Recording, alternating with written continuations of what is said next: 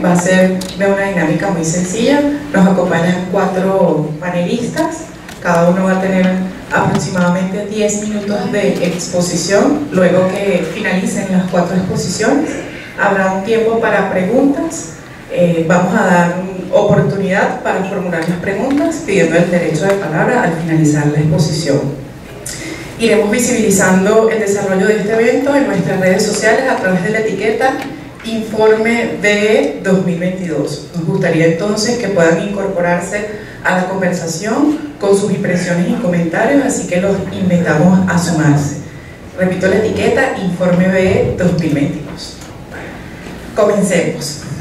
El pasado 2 de julio de 2022, Espacio Público cumplió 20 años en la promoción y defensa del derecho a la libertad de expresión en Venezuela.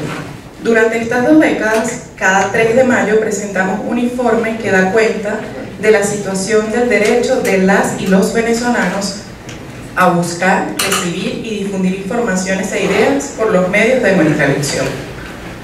Lo hacemos el 3 de mayo porque es el Día Mundial de la Libertad de Prensa, que como dato curioso está cumpliendo 30 años desde que la Asamblea General de las Naciones Unidas lo proclamara como Jornada Internacional para apoyar a los medios de comunicación que son blanco de restricciones y censura directa e indirecta, reflexionar entre los profesionales del periodismo sobre cuestiones éticas y exigir a los gobiernos la necesidad de respetar su compromiso con la libertad de prensa. A propósito de este día, la UNESCO nos recuerda que la libertad de prensa es la piedra angular de las sociedades democráticas. Sin un debate de ideas, sin hechos comprobados y sin una diversidad de perspectivas, la democracia es solo una sombra de sí misma. El Día Mundial de la Libertad de Prensa se instauró para que no lo olvidemos. Tamara Tarasiuk-Brodner, directora del programa Peter Bell sobre Estado de Derecho y prologuista de nuestro informe anual, también resalta la importancia y la necesidad de no olvidar, ahora desde lo local. Nos dice: en Venezuela aún persisten 3 crisis simultáneas, aunque no sean más portada de los diarios internacionales. El informe de Espacio Público es un excelente reflejo de la primera de ellas, la arremetida contra personas opositoras y críticas, que incluye no solo a los políticos, sino a aquellos que se atreven a alzar la voz para dar visibilidad a lo que realmente ocurre en el país. Para comenzar con nuestra presentación tenemos a Carlos Correa, doctor en comunicación, fundador y director ejecutivo de nuestra organización, quien nos presentará la situación general del derecho a la libre expresión durante 2022 con datos sobre patrones, casos, víctimas y victimarios. Bueno, muchas gracias a los que nos acompañan en el día de hoy. Y nosotros hacemos este monitoreo de libertad de expresión con la misma metodología que aplicamos desde el año 2002 que empezamos a hacer. Bueno, antes lo hacíamos no desde Espacio, sino desde otras esferas.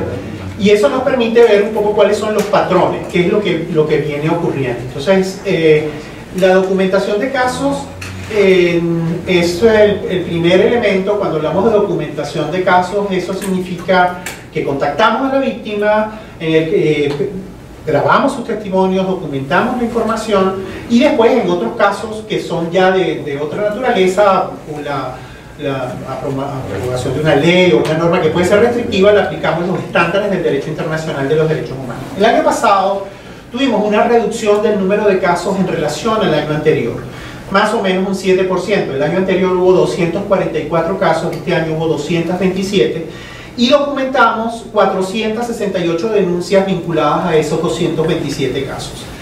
Una de las dinámicas que estamos observando en el último tiempo, esta cifra es la más baja desde el año 2013, cuando documentamos 220 casos. Es decir, después de la pandemia, lo que ha ocurrido es que han aumentado casos como mucho más graves, porque por ejemplo el año pasado, ahí están incluidas las 81 emisoras que nosotros documentamos que cerraron el año pasado, y eso sin duda tiene una gravedad importante, especialmente en los escenarios locales. Cuando uno revisa el correlato de los datos a nivel mensual, las cifras más altas estuvieron en el último trimestre del año, o sea, todo el tema del cierre de las emisoras fue hacia finales del año pasado, y por eso la cifra está como mucho más alta, ¿no? Entonces, cuando uno revisa cuáles son los patrones más importantes, todo lo que tiene que ver con censura, ¿no? El patrón de la censura es muy fuerte, las restricciones administrativas o los procesos de criminalización también con la aplicación de la denominada ley contra el odio. Por ejemplo, el año pasado fueron más de 14 los casos documentados en la que se aplicó la ley contra el odio. Y allí uno va a ir viendo en los patrones cuál es el comportamiento o los patrones más observados. El año pasado tenemos una desviación muy fuerte por todo lo que fue la censura aplicada a los procesos administrativos por el cierre de las emisoras de radio, ¿no? Como vimos, nosotros documentamos 81 emisoras, y eso fue un esfuerzo importante porque muchas las estaban cerrando simultáneamente. Por cierto, ese proceso continúa. Yo creo que al final vamos a poder dar cuenta de que ese proceso a lo largo de este año sigue, si se siguen cerrando estaciones de radio. Y ahí uno de los temas importantes que está teniendo una incidencia, cuando tú tienes un ecosistema de medios en el que los periódicos ya no son la principal referencia en la construcción de la agenda informativa, ¿dónde se está informando la gente? En otros estudios que nosotros hemos participado, la gente se está informando a través de WhatsApp, a través de redes sociales, a través de plataformas basadas en Internet. Entonces el tema de los apagones informativos, las restricciones o caídas en Internet también significa una caída en el acceso a la información. Este año documentamos más de 70 casos de ese tipo con un alcance significativo, es decir, apagones regionales, apagones nacionales que tuvieron un impacto importante en todo lo que ocurría en el ámbito del acceso a la información. Y como les decía, un buen número importante de detenciones, se produjeron 17 detenciones, 14 de ellas se utilizó la ley contra el odio. Por cierto, hoy acabamos de enterarnos de una situación en la que también se está aplicando la ley contra el odio porque una persona utilizaba su celular para grabar un proceso o un operativo o una alcabala no identificada. Hay algunos casos, el caso de Olga Mata. Olga Mata es la señora que recreó un chiste y fue sometida a un proceso judicial, no fue detenida, pero detuvieron a su hijo y ella se presentó cuando estaba de viaje, pero tiene un proceso judicial abierto. El caso de Florencia Gilmata, o sea, este caso es un caso importante porque, bueno, estamos hablando de lógicas represivas asociadas no a temas necesariamente de interés público, sino al humor, la sátira y dimensiones de ese tipo. Otro caso importante que queremos resaltar, en enero del año pasado, el asesinato de un periodista en Puerto Carreño. Él tenía una pequeña emisora, era además militante del Partido Comunista, y lo asesinaron y después, un año después todavía no se han avanzado las investigaciones. En este caso, él había hecho fuertes denuncias contra la Guardia Nacional y también otras informaciones decían que podía ser de algunos de los grupos irregulares que están en esta zona, pero bueno, tenemos el asesinato de una persona y no ha habido investigación para esclarecer qué fue lo que ocurrió aquí. Después hay una situación importante, queremos subrayar, que tiene que ver con quiénes son los principales victimarios o quiénes de alguna manera son los que están detrás de esto. Nosotros tenemos un monitoreo que hace monitoreo de la obligación de protección, es decir, frente a terceros, pero también, por supuesto, es mucho más claro cuando los victimarios son los agentes estatales. Buena parte de los casos del año pasado fueron agentes estatales. Y después, una de las dinámicas en las que estamos viendo es un análisis un poco más territorializado para ver las consecuencias de esta política. Por supuesto, no es una nosotros lo que tenemos ahorita es la consecuencia de una política acumulada. Es decir, los procesos de restricción en la televisión abierta, los procesos de restricción en la televisión por cable, el tema de los periódicos, todo esto va generando se acumulan procesos y prácticas que generan un ecosistema con unas características que hacen que la gente tenga un comportamiento y reaccione de una manera distinta frente a las restricciones. Lo que ha venido ocurriendo es que la gente se ha ido moviendo a otros lugares y hemos visto que el poder también se ha movido a perseguir a esos otros lugares donde la gente accede a información. Es decir, la buena parte de la persecución empezó en algunos medios de referencia nacional, se fue a la televisión, a la radio y ahora se está yendo no necesariamente a periodistas, sino a personas que tienen un nivel de influencia importante en redes sociales. Y eso tiene que ver porque allí es el lugar donde la gente se está informando.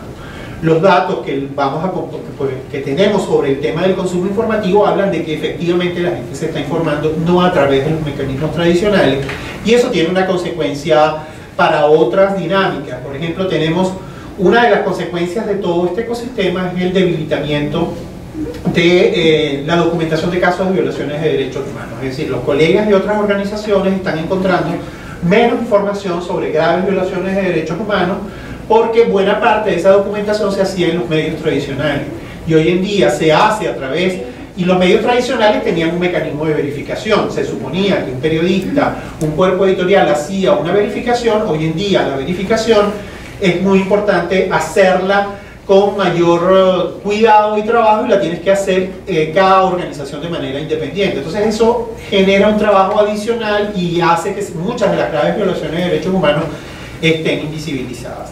En resumen, persiste el patrón de restricción. Las consecuencias fundamentales que estamos observando son las lógicas de criminalización y de censura vinculadas al cierre de medios, especialmente emisoras de radio. Y después la criminalización o persecución penal, especialmente para usuarios de redes sociales, como un mecanismo que es el patrón que estamos observando con frecuencia y que lo venimos observando en el caso de la aplicación de la denominada Ley contra el Odio desde hace unos 3 o 4 años. Muchas gracias. Gracias, Carlos, por tu presentación. Ahora tomará la palabra Eduardo Lovera, quien es sociólogo y oficial de nuestro programa de Observatorio Social.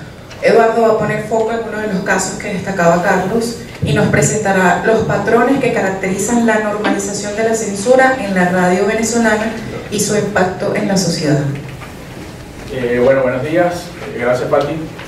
Bueno, como mencionó, el trabajo de la censura normalizada en la radio venezolana es un trabajo especial que forma parte de este informe anual 2022. Antes de iniciar, queríamos destacar la importancia de la radio como medio de comunicación en Venezuela. No solo es, digamos, el medio que mayor alcance tiene o mayor penetración tiene en nuestro país, sino que además sirve como un medio de comunicación, como una plataforma de participación ciudadana en donde sí, los habitantes, los ciudadanos pueden exponer denuncias o visibilizar situaciones que los afectan directamente a ellos. Sobre todo esto lo vemos en las regiones, ¿no? Entonces creo que comento esto para destacar la importancia de la radio como medio de comunicación en Venezuela. Bien, inicialmente tenemos como una fotografía que proviene del mapeo que hizo Espacio Público, el mapeo de medios que fue publicado el año pasado.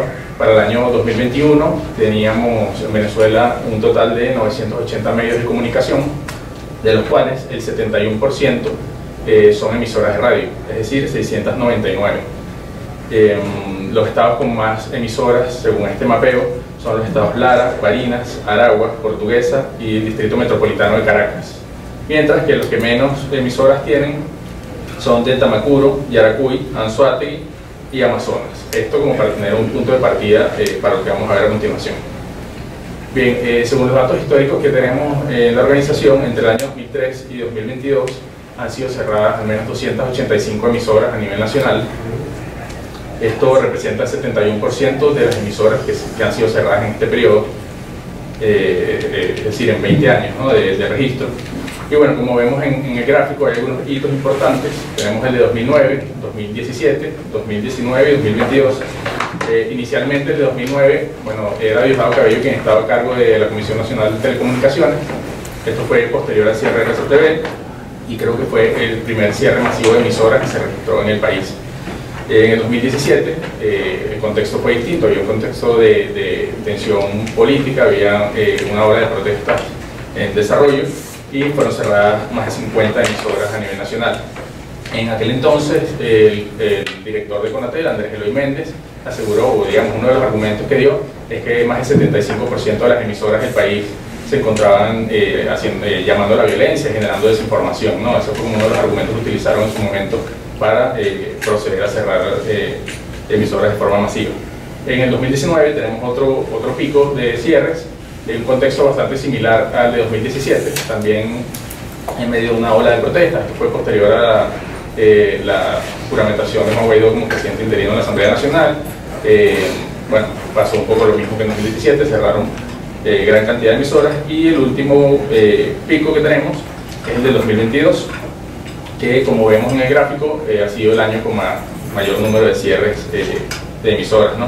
Contabilizamos en espacio público 81 emisoras cerradas, y bueno, como comenté, hace que el 2022 haya sido el año con mayor número de cierres en 20 años de registro. Esto se traduce, por supuesto, en menos espacios de opinión, de denuncia, y bueno, ahí tenemos como un cuadro resumen donde destacan los estados más afectados. En total fueron 14 estados en donde se cerraron emisoras.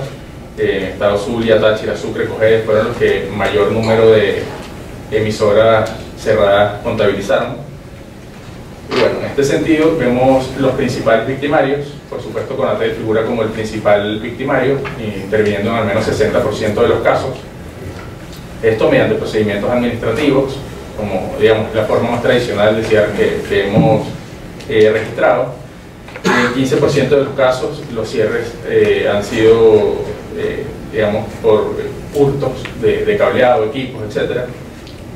En 8% han sido los cuerpos de seguridad, principalmente la Guardia Nacional Bolivariana y el SEBIN, y de forma indirecta figura Corpo Eléctrico, digamos mediante las interrupciones de servicio eléctrico, que ha sacado del aire no solo de forma temporal, sino también de forma permanente varias emisoras a nivel nacional.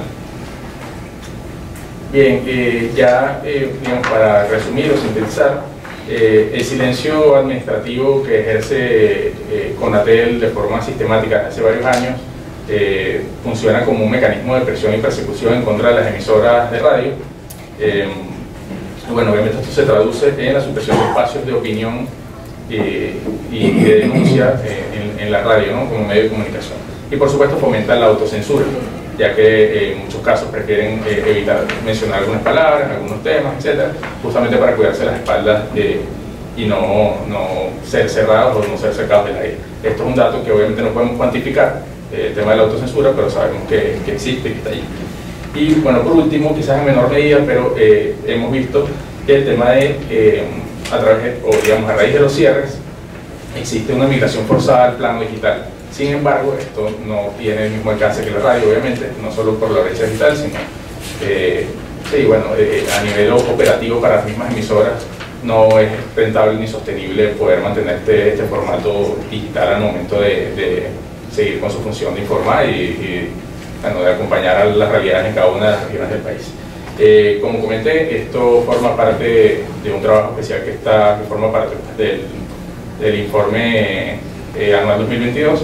Los detalles pueden consultarlos en el informe. Esto fue como un resumen muy general, pero bueno, muchas gracias por su atención. Gracias, Edu.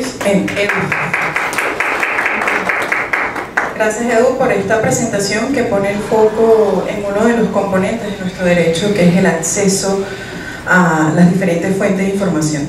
Ahora nos va a hablar Misle González. Misle es comunicadora social con estudios avanzados en Derechos Humanos, actualmente maestrando Ciencias Políticas y en Espacio Público, es oficial del Programa de Medios y Responsabilidad Social. Misle nos hablará sobre las zonas silenciadas en el país, estados donde la pluralidad informativa está comprometida. Gracias, Pablo. Hace 4 años nosotros publicamos un trabajo en el informe 2019 que hablaba justamente de la pluralidad. En ese momento denunciamos que existían 10 estados del país con ausencia de medios diversos aquí en Venezuela. Hoy la situación no ha mejorado. Nosotros en el 2022 levantamos la misma data y bueno, hay una reducción en el cual 13 estados de Venezuela no tienen acceso a distintas fuentes de información con líneas editoriales diversas. Toda esta situación, por supuesto, sirve de caldo de cultivo para que la estructura comunicacional del gobierno domine casi la totalidad de los espacios informativos y de opinión existentes en todo el territorio nacional. Para esto vamos a hablar un poco, la consecuencia directa de esta situación con lo relacionado con el pluralismo, que cuando hablamos de pluralismo como condición necesaria para la democracia, aplicada a los medios de comunicación, se ve manifestado en la posibilidad o el acceso que tienen los ciudadanos a la mayor cantidad de fuentes de información, de opiniones diversas, ideas o informaciones. Esto asegura el derecho que tienen todas las personas de obtener información distinta y que, por supuesto, el debate público es enriquecido y la toma de decisión se hace desde un punto de vista más informado, ¿no? Las palabras resaltadas en la lámina del pluralismo, bueno, está antes. La del pluralismo, hay unas palabras allí resaltadas, son por supuesto unos términos un poco peligrosos para cualquier sistema que intente establecer o mantener lo que el profesor Marcelino Bisbal habla como una hegemonía comunicacional. Este trabajo se llama Zonas Silenciadas, justo porque nosotros identificamos una realidad que en México ocurría cuando se desarrollaban los gobiernos de Felipe Calderón y de Enrique Peña Nieto, y toda una crisis interna que tenía que ver con la corrupción y el narcotráfico. Eso nos hace pensar en la realidad que nosotros tenemos, y es que nuestros periodistas están sacando de la agenda informativa temas tan importantes que evidentemente no son contados en la agenda informativa nacional, y que por supuesto esto permea en lo que las regiones o los medios regionales traducen a la gente que utiliza sus medios, y estos temas van relacionados desde actores de oposición hasta áreas más cercanas como denuncias con problemas de servicios públicos. Es decir, toda información que sea contraria a los intereses del gobierno son censurados, sacados de la agenda noticiosa, por miedo justamente a ser cerrados o a ser, por supuesto, sacados, ¿no?, del aire.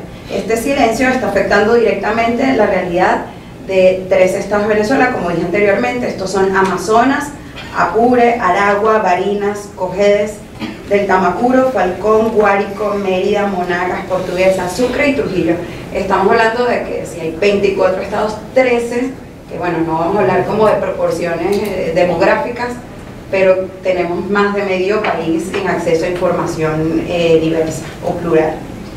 Esto sucede en un contexto donde el ecosistema de medios que tiene el país está deprimido, está muy achicado, y es porque esta política de cierres ha ido escalando con los años, desde los registros, como explicaba Eduardo, desde 2003, Espacio Público está haciendo un registro en el que al menos 403 medios cerraron sus operaciones, entre ellos 285 emisoras de radio, 87 periódicos, 19 canales de televisión y 12 portales digitales.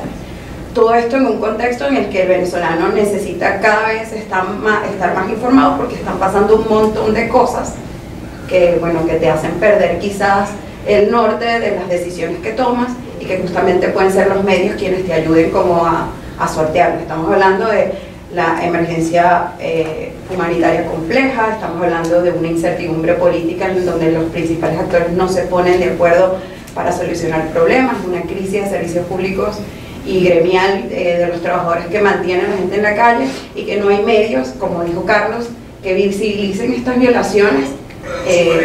Bueno, poco a poco, pues perfectamente la memoria que los medios están dejando en la sociedad puede como perderse.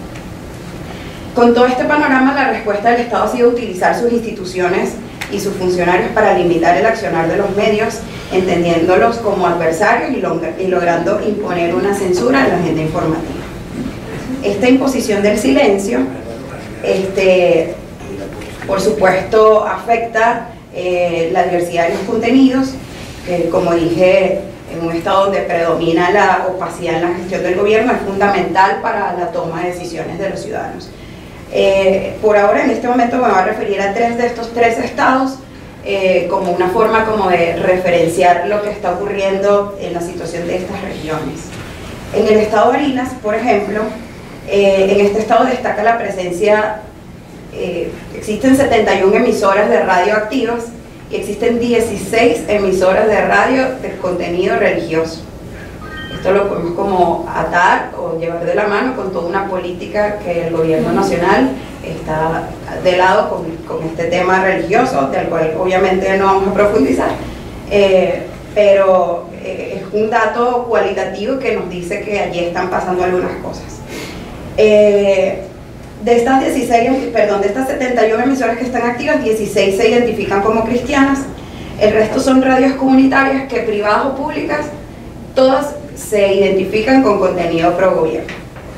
Luego hay un diario impreso activo que también replica contenido oficial, y existe una televisora que se llama TV Barinas, y un portal web, La Noticia de Barinas, que también son, o sea, es un estado que, aunque tiene medios de comunicación, esos medios no son plurales y responden a intereses pro gobierno.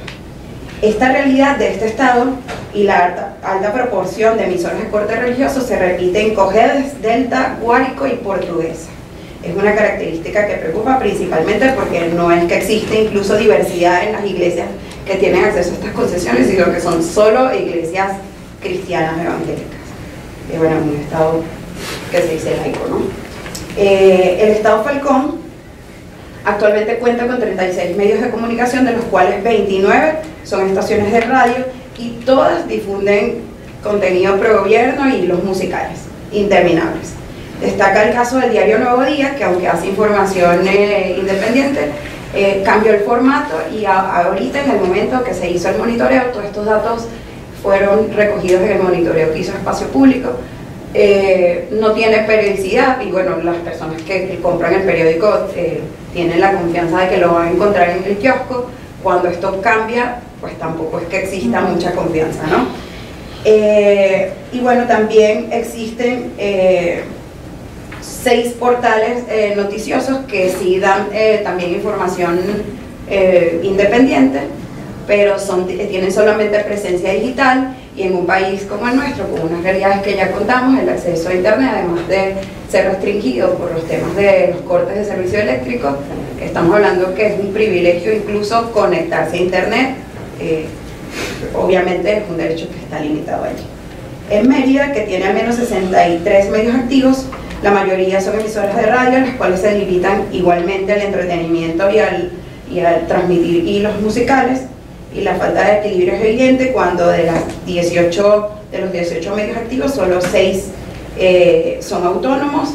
Destaca el caso de la televisora Andina de Mérida, que es un canal de la ULA, pero bueno, y el otro canal de televisión que está activo en Mérida, que se llama Tobareña de Televisión, también es una línea editorial pro gobierno. Estas cosas, o sea, este comportamiento de estos medios que están activos responden justamente a la existencia o al desarrollo que el gobierno lleva a cabo unos castigos ejemplizantes. En Venezuela, el uso de las instituciones del Estado para perseguir y amenazar la labor informativa es algo común, así como la creación y aplicación de técnicas censoras que provienen de una política que está abocada a silenciar las voces plurales. En este trabajo nos referimos a los patrones y a las víctimas, que mencionaré también 3 casos que considero referenciales y evidencian un poco esta realidad, para que más o menos tengan idea de cómo son estos cierres o cómo actúa el Estado. En el caso de Candela 92.9, que es una emisora de San Carlos, fue cerrada el pasado 1 de julio de 2022 en un procedimiento que no tenía una orden, de allanamiento ni nada. Contó con la presencia del 6CPC, del SEBIN, de la PNB, funcionarios del Ministerio Público y funcionarios de CONATEC.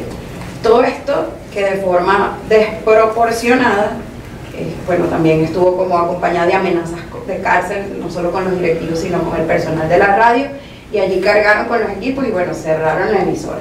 Así la mayoría de los cierres de emisoras. En cuanto a los medios digitales, los ataques que sufren estos portales informativos son, además de las interrupciones del servicio de internet, se suman los bloqueos, y los bloqueos, el principal victimario de los bloqueos en Venezuela es la estatal CanTV. Entre ellos destacan algunos casos, de verdad que, por ejemplo, Desinfiltro menciona que la mayoría de las páginas bloqueadas en Venezuela son medios de comunicación. Tenemos los casos de Armando Info, Crónica 1, El Pitazo, Punto Deporte, Runrunes, Vivo Play y bueno, un largo etcétera, ¿no? Respecto a los medios impresos, los medios de cierres son indirectos. En la mayoría del caso, yo traigo aquí el caso del Tiempo, que luego de 60 años de labor ininterrumpida, anunció que dejaría de circular y según sus directivos, fue consecuencia de la falta de papel periódico y de la crisis económica. No sé si recuerdan que en el pasado el papel era subvencionado por el gobierno, ese tipo de cosas dejaron de ocurrir y bueno, con un salario mínimo y esta crisis hace que las personas sea difícil comprar un periódico, o bueno, al menos no va a ser una prioridad. El Estado venezolano también hace uso de la legislación para perseguir, y es que, aquí yo resalto en esta parte del trabajo, que el Estado, o sea, los derechos humanos, además de respetarlos, el Estado tiene la obligación de garantizarlos, y esto va de la mano de facilitar algunos mecanismos para que haya garantía del derecho que tienen los ciudadanos de buscar, recibir y difundir información.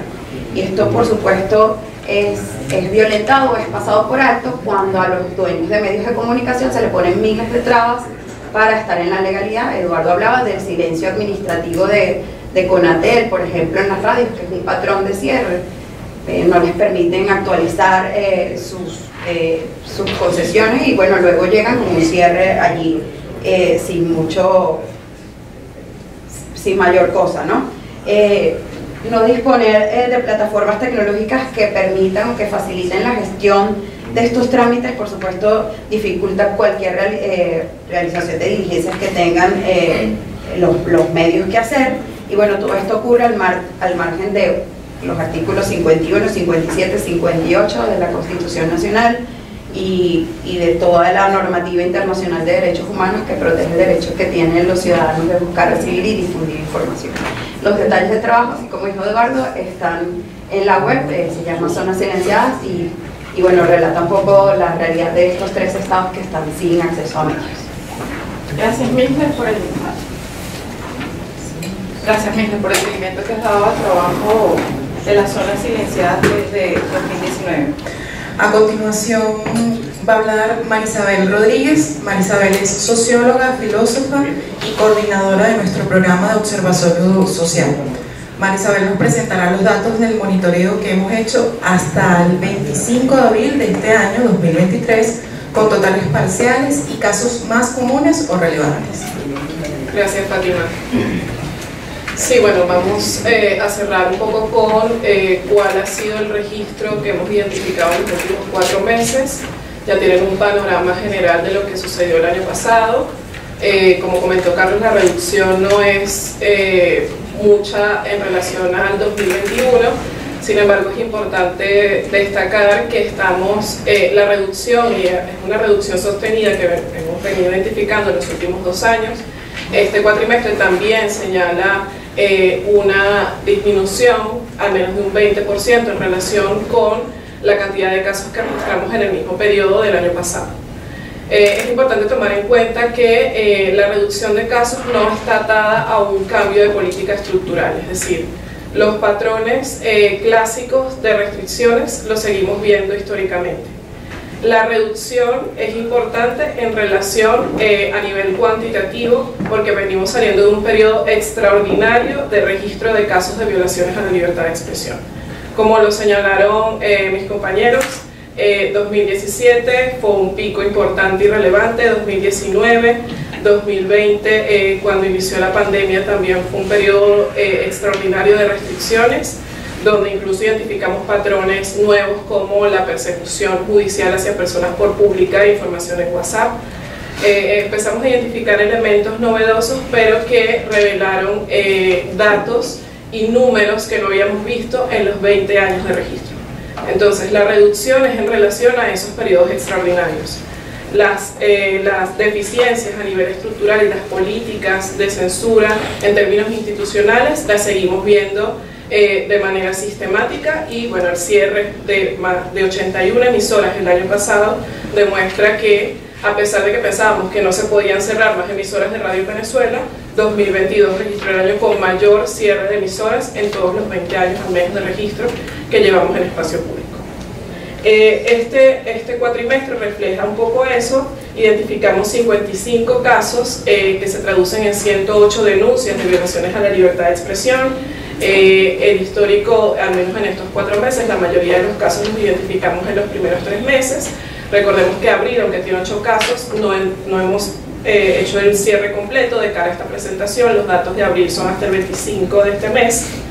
Y los patrones más regulares que están vinculados a estas restricciones son básicamente la censura, la intimidación y la amenaza.